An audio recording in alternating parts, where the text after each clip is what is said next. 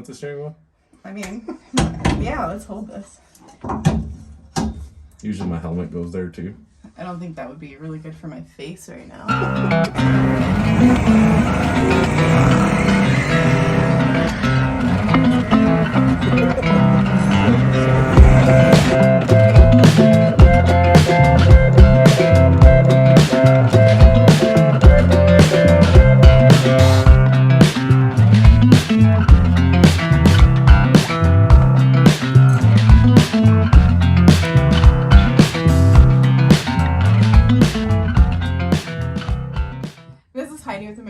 Cars, and today I have Jamie with PFI Speed in his, what are we in today? It's a Civic.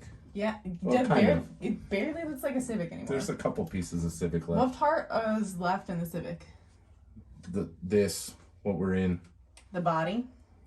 Parts of the body. Parts of the body. It's like the floor, around the windshield, and the rear quarter panels.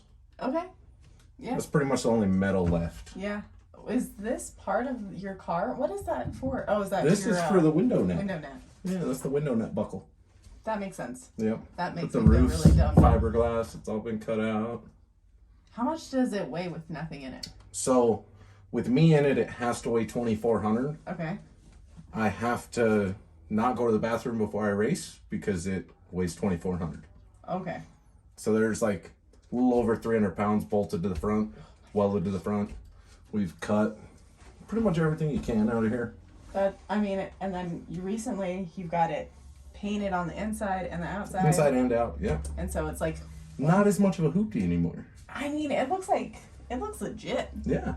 Because, I mean, for a little bit, that's kind of what it was. Yeah. A little crazy. It was the original shitbox racing. Yeah. Before Steven's. Yeah. Steven took that over. Yeah. You passed that. And now torch. He's trying to pass it to somebody else. Because I don't know, but he graduated. He's like, I don't want to be at this. Yeah, he graduated. Nice. So I don't actually know where you started racing. So I actually started off racing go-karts when I was like 9 years old. Okay. So I raced road course racing. And I did some circle track stuff like Legends cars and stuff like that. Then kind of ran out of money for that, as a mid-teenager. So then when I got my license, I just started street racing. Yeah. Because it's the cars that I drove anyway. And then it's actually kind of a cool story. So the first car I ever raced on a drag strip was at Bandimere. I took my uncle's Honda Civic just like this. Really? Bone stock. Like, hey, let me go race your car. He's like, whatever. So I took to high school drags and started racing a Honda. So was that the first time you were drag raced? Was it at Bandimere? At the track, yeah. Like I street raced like most of my life. Yeah, but it was at Bandimere that you did it in a Honda. In a Honda, just like this. That's kind of cool. That's a cool way to like start into it. Yeah. I think, or like as far as like the Bandimere portion goes. So I think I ran like 17s back then. Literally, like that car ran like 17s. Okay. That's pretty awesome. Yeah. I mean, it's come a long way. It's almost got 10 seconds off of that. Started in a Civic and ended in a Civic. A little bit quicker. A little quicker. Like, just a little. Now, like, that makes me kind of think that you did some sketchy stuff when you were younger. Very much so. Very, very much so. Are any of these things that your parents know about? Some. But there's a lot they don't.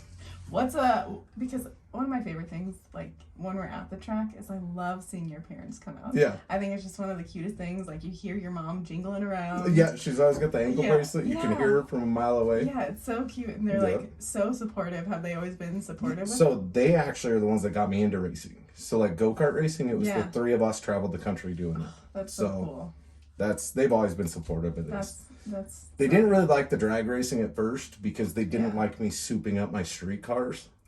Right. Where it seems more illegal. Street racing and all that, they hated that. But now that I'm at a racetrack and I have like roll cages and stuff, they're really supportive. That's so cool. So, I mean, it could be a lot worse. Yeah. What's something is there a story that they do know about that was pretty not good? Well, they had to come get me from jail from running from the cops one time. in my buddy's Cadillac. We were out street racing and tried running from the cops. That's probably damn car was out of gas.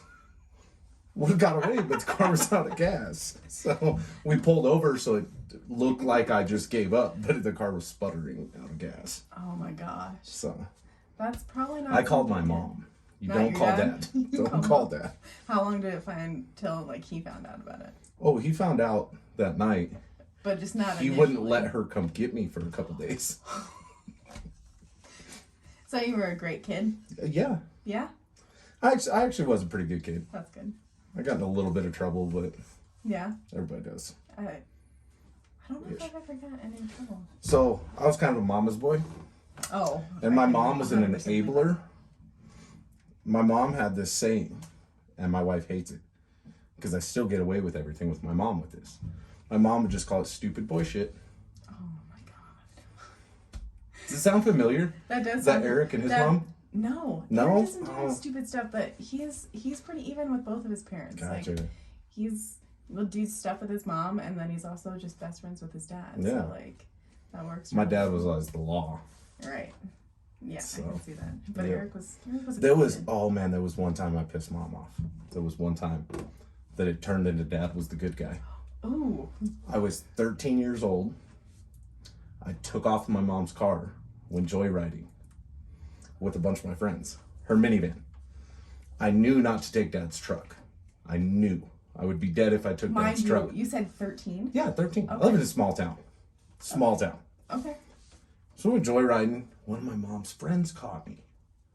And she was like, you better tell your mom before I do. Well, I told mom, and she's like, your dad's dealing with you when he gets home. And I'm like, oh, I'm dead. Dad got home. She didn't talk to me the rest of the day. Dad got home, and he says, your mom's going to have to punish you. I did it twice when I was your age. It's her job right now. I was in deep trouble then. What did she do? I actually didn't get to race go-karts for 2 weeks. And we were like leading the points, like... Man, that must have been a little bit detrimental. Yeah. It was really bad because it was mom punishing me. Like, right. dad didn't even want that punishment. Yeah, you're like, no. Like, dad thought that was too much. Yeah, you're like, no. But, I mean, her car... Yeah. Probably not awesomely smart to do. Yeah. So now Scarlett doesn't know where the keys are because everything comes tenfold to a parent. So... Like, legit, she doesn't know where you put your keys? No, she knows where, but we just try and keep them above where she can reach, that kind of thing. Right. Do you think she would? I don't know.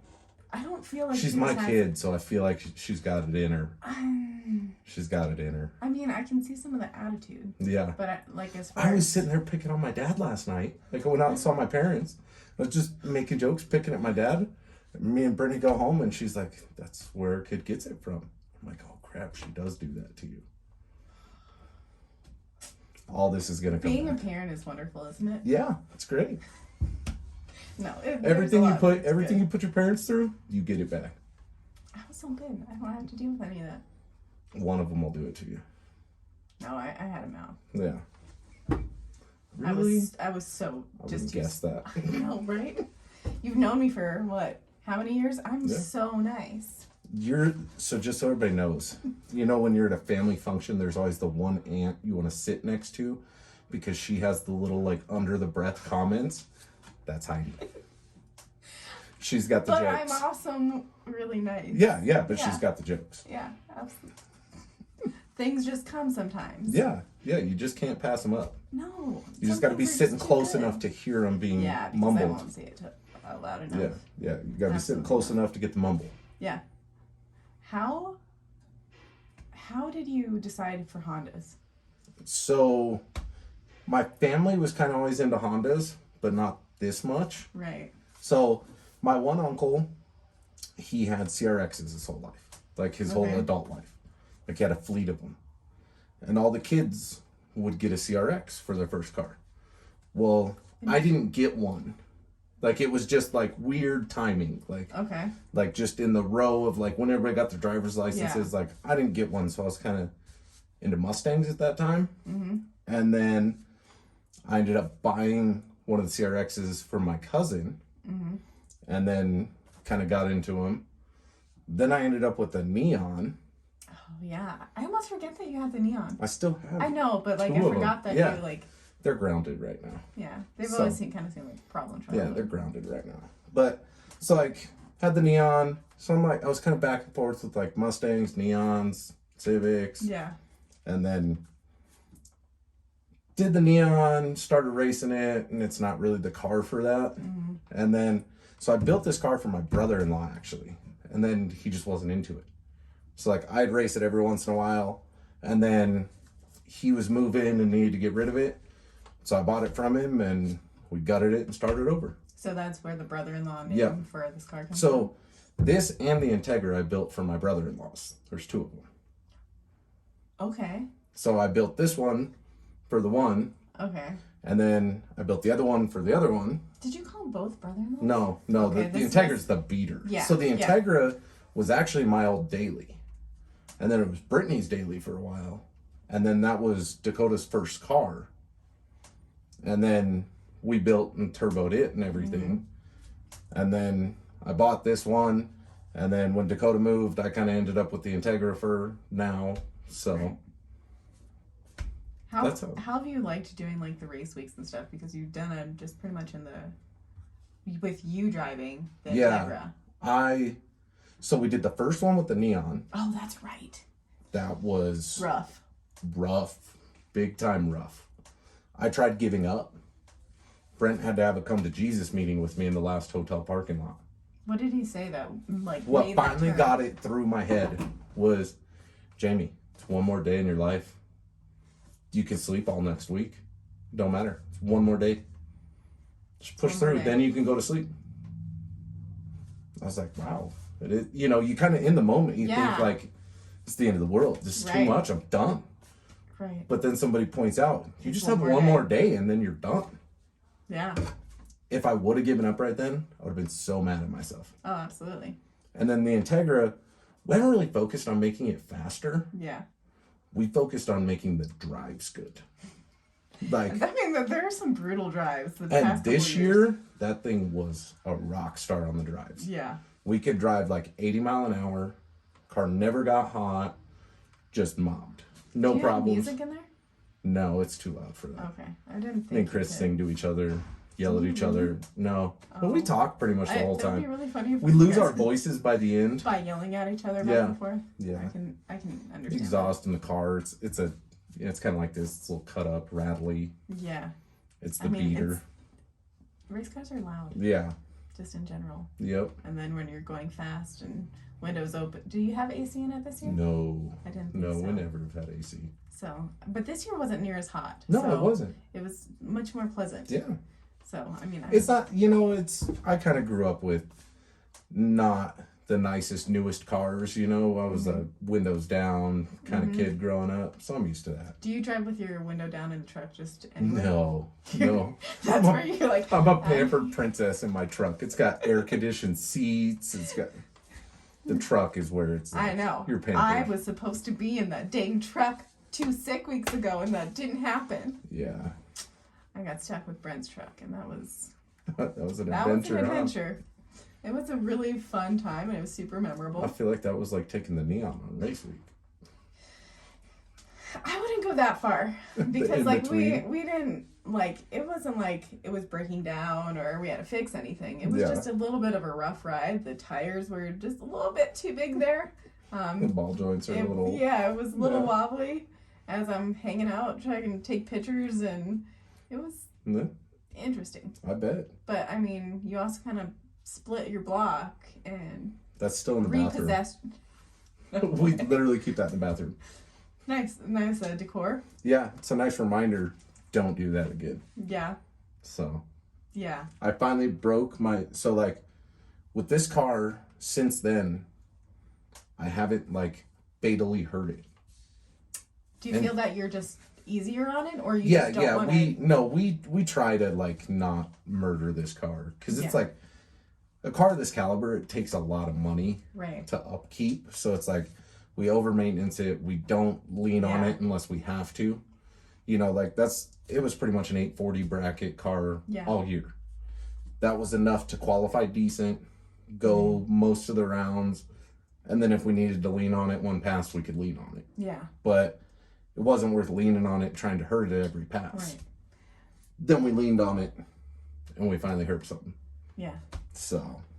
Where do you see the progression? Where do you want to be with this? What's your goal?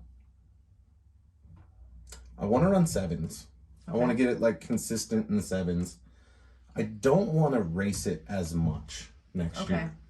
So I want to kind of make it more of a program and not race it as many times. So I can go and be really successful the few times. Rather than just trying to keep the upkeep and then hopefully that you don't break anything. Yeah, exactly. And then exactly. So I've got another car that we want to put together on a little lower level. That's a lot less maintenance, less money. Race it more often. Are you and then disclosing take this that car yet? Not quite yet. Okay. So not quite stay yet. tuned. Stay tuned. I've had the car for like 6 or 7 years now. It's just been hiding. Okay. Like it's been like I've posted pictures of it over the years. Ooh. But nobody knows what you're the difference or what it even really is. That's really interesting. Yeah. I'm excited to see. I might tell you about it later, but not you I'm going to guys. find out. Yeah. I'm not going to find out. But like this, I kind of want this to be like a race FL2K and World Cup. Right. And then like one big event here a year. You know, race this like 3 times a year. Right. But try and be really successful those 3 times a year. Rather than just going for... Yeah, going and trying to just race a lot and be competitive. Like, try and go be really competitive at the really big races with this car. As far as like the PSCA races and stuff, what is something that you really enjoyed about it? I really liked being extremely involved in putting it together. That's the part that I really like. Part? Yeah, like finding the sponsors, getting, dealing with helping the guys figure out points and like how it all works and like scheduling and getting guys there and getting people from out of state coming and all that kind of stuff. Like, that's the fun part. Because like when you get to the point where you're talking like numbers and points and what you need to make, that's where I feel like you have to really excel because you're like getting like a spreadsheet out and calculator and you're like, if you do this is what you need to run. Yep. We do that on race week with people too. Yeah. There's a couple guys, they're like, man, I hate when you come talk numbers with me. Because they end up going and making like 3 other passes. Yeah. But that involvement in the PSCA and like the setting up. Yep. That's cool. It's cool because like all the guys, like I talk to Morgan all the time and I'm like, dude, you're still my hero. Because like growing up, watching all this racing around here, like I'm kind of the next generation. So like there's Steven, who's the generation after me. I'm like the middle. Yeah. So there was like Brent, Max, Morgan, Nair, all those guys. And then there's me and a couple guys here in the middle, and then there's all the Stevens and all those guys coming in. Yeah. So like to me, it's really cool coming in and being friends with these guys and being competitive with these guys and racing these guys. Like I looked up to Morgan forever. That's who like I wanted to race every time because I wanted to be like my hero. And now getting to race with him all the time and being friends with him and working with him, like we talk a lot, we work on a lot of projects together. So like that's some of the really cool stuff that came from it. So coming in and helping organize it and having all those guys that I looked up to forever be involved is really cool. I mean, I think again, like I talked about it with Harvey and that kind of stuff too, but like the community that we kind of have here is really cool with it. It is, and it's changed. It took years to get that. It wasn't always that tight. Like there was always like the tight groups. Where do you? But they were split. That changed? I think PSCA. Oh, really? Because before that, it was real cliquey. Okay. It was extremely cliquey. 4 or 5 years ago before PSCA. Now everybody kind of there's still little cliques. Yes. Obviously. Yeah. Everywhere you go, but as a whole, everybody works together. Yeah, absolutely. So that's the cool part. Have you experienced much of the racing where it's very not as open, I guess? Have you experienced much of that racing? Not so much, because I feel like as a whole, it's changing. Yeah. Like, I really saw it with like race week, with us imports going. Yeah. Like, we were kind of the forefront of, hey, we don't have a class. we want to race with you guys. Where can we adjust rules and stick shift? And like, so the imports, this has always been my thing. Imports have always been like the black sheep of drag racing, you know, the front wheel drive guys. That's changing now. And there's a lot of the domestic guys and all these other series are seeing that. You know, when I was a kid, people would get into racing through go-karts and junior dragsters. That's not where they're coming from now. They're coming from every kid that their first car is a Honda Civic or something. Right. They go buy an eBay turbo kit. Yeah. The tracks and the people that are racing are conforming more to helping those guys and teaching them how to race, how to register, how to get their cars teched, how to get through the staging lanes, when to show up, you know, what lanes to go through. Teaching those guys that stuff. How to stage your car. I mean, that's all that stuff that you don't know unless you do it. Exactly. And that's where there used to be the problem with the imports and the front wheel drives, is because the kids that come from junior dragsters are taught that from being kids. Now you have these new guys coming in that you expect them to just know and be professional about it at that age, but they weren't taught at 8 years old. So you're teaching these guys at the younger age of 16, 17, 18 years old and stuff like this. Not like this, but the street version of this. Yeah. So where do you think is a good place for people to start on that stuff? Just like testing tunes? Testing tunes. And you can go through the pits and talk you can get in the staging lanes and just ask the person next to you, hey, I got a question. Go ask the track officials. Go ask the tech guys. They'll all help you. You see somebody with the trailer with their car out that looks professional, go ask them. Right. 99% of people are really nice, and they'll teach you whatever you need. Yes. So. And I mean, I think that's one thing is like people not necessarily knowing what to do and feeling intimidated about it. Yeah. Because it can be really intimidating and really scary. And there's a lot of times we'll go to a new track or something, and I have to run around on a scooter and ask questions. Hey, where do I go to tech? Hey, what's the radio station at the track? So I can hear them call us to the lanes. One thing we do every time we go to a new track, we go drive down and look at the shutdown and the exit of the track and stuff, because we're doing almost 190 mile an hour plus in these. You have to know where to go. You know, you go see where the grandstands end and see where the wind can blow across the track. Oh, all of that kind of stuff. That sounds really silly, but that happened. I started checking that because in Indy one time with this car, you remember that? I do remember that. The grandstands go down to for a while. Right at because the circle track's there too. Yeah. So everything's blocked right to the quarter mile, and then there's a crosswind. I didn't even think of it. So remember, I almost hit the wall. You might have told me before, but I didn't even think of the reasoning why. A lot of tracks have flags. A lot of places. So when you're like coming down, you can look at the flags and see what the wind's doing and stuff. Right. But knowing that kind of stuff and where, like how long the shutdown is, where the exits are, where the sand trap is, so you try not to drive into that kind of stuff. That's stuff you just go check out when you're at a new track. Right. So. Besides drag racing, would you do a burnout car or anything like that again? I would. That's kind of the factor where I kind of want to slow down on this, but not race this as much, because this takes so much of my time. Right. Like, this car is a lot to service. We go through the motor, the trans, everything, every time we run it. Yes. So it takes, with working and then doing this the evenings. Do you feel that makes you like more stressed, or that would make you... racing this less? Yeah. That would make me less stressed. Would it make you as happy? If I can be really competitive with it when I do race it, and I have something else to toy around with, yeah. Okay. Because how long it'll last doing it that way, I don't know. I might, you might just be like, no, I might skip 2 races this next year and be like, no, get the car out. Yeah, let's go. I don't want to retire the car. I just want to be really competitive. Right. And I want to save up some money to be able to have some better parts and some more spares and stuff like that. Go to that next level with it rather than just running it as because we have 3 engines for the car, but I'm missing pieces for each of the other 2. Right. So I don't have them complete. Right. I don't have a spare trans. I have a lot of spare parts. Yeah. With these cars, you have to have 2 of almost everything. When you're traveling and racing at big races. Got it.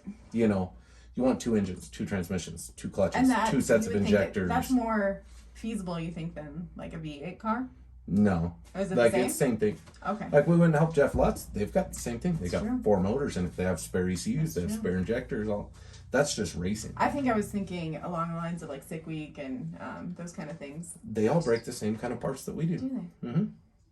We're a lot smaller of an engine, so like the engine stuff we can break more. Mm-hmm. But you know, you compare this to like Turbo LS stuff. Mm-hmm. They break their stuff as much as we break these. Yeah. Absolutely. We call it letting the tongue hang out of them. We let the tongue hang out of these. They let the tongue hang out of those. Mm-hmm. You push it as far as you can. I feel like that's one thing that just PFI in general, you're always going full send. Yeah, like this we kind of keep it. It might be a little bit strategic. We try and do it very strategic. Like this, we try and do it really strategic. Mm-hmm. Steven's car, very strategic. Mm-hmm. Keep it here until you need this. Right. Do that. Bring it back here. Right. Same thing with this. The Freedom Civic, we kind of have it narrowed down to what the problems have been, and it's been electrical. Mm. So we've never really gotten the consistent to be able to go, okay, we need it here, and then we can turn it up. Right. We're chasing a problem the whole time. How much do you enjoy the tuning part of Oh, everything? I love it. That's my favorite part That's your favorite part? How did you get started? Just had something in your car and then... So, basically, the SRT4, I had another guy that said he was going to tune it on this software. I got the car done, and he said he wouldn't. So I went to Brent. This before I worked for Brent or anything. Said, hey, I need to tune this. I said, I need to tune this. What can you do? And he said, well, get this software, and let's do it together. So I said, okay. So I went and got the software. We learned it together. Mm-hmm. We blew up the motor. We built it, fixed it. And then I started working at the shop, and then he started teaching me how to tune. And then went from there. That's pretty cool. Yeah. And then you've become one of the most elite, I would say. I try to be. I enjoy it a lot. Okay. I enjoy it. I think a lot of people would say that you're pretty. Well, I appreciate that. You and Brent are pretty elite on what you're doing there. We try. And we try and keep learning. You can't ever stop learning. No, and trying new everything's changing all the time. Even the Fuel Tech software, it changes weekly. They send updates. They change stuff. Yeah. Sweet. So you've got to progressively keep learning. Where do you think is like the best part to start learning? Start trying to figure it out on your own stuff. Okay. That's the best way to do it, because this is my guinea pig. This car is my guinea pig. So you learn here, and then do you apply that to other cars that you do? Yep. So like everything with Steven's car came from this car. Okay. Not just the parts and everything. The tune came from this car. The strategies, how we do it all, came from this car. A lot of our customer cars that I do a lot of remote tuning and track support for people elsewhere. A lot of this applies to that.